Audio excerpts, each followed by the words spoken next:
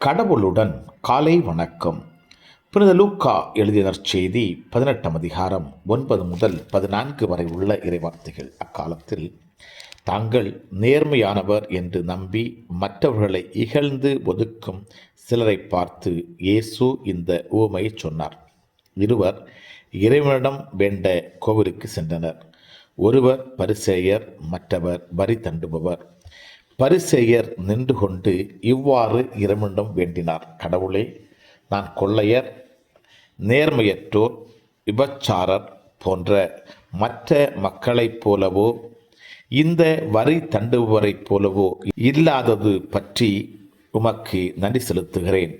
வாரத்தில் 2 முறை நோன்பிருக்கிறேன்.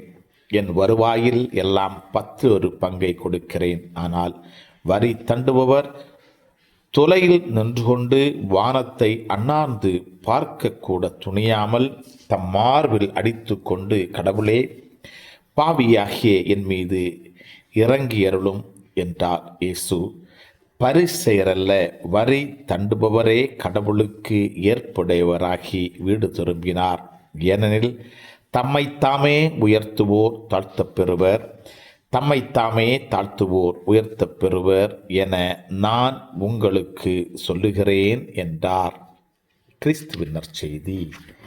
இந்த நாள் இனிய நாளாக அமைய வாழ்த்துக்கள். चल चला चल सल सल सल चल चला चल चल चला चल பல பல பல புதுமைகள், பெருமைகள், இனிமைகள் இறங்கிய நல்ல நாள், ஒரு நல்ல நாள், நம் தேவன் தந்த நாள். இது நல்ல நாள், ஒரு நல்ல நாள், நம் தேவன் தந்த நாள்.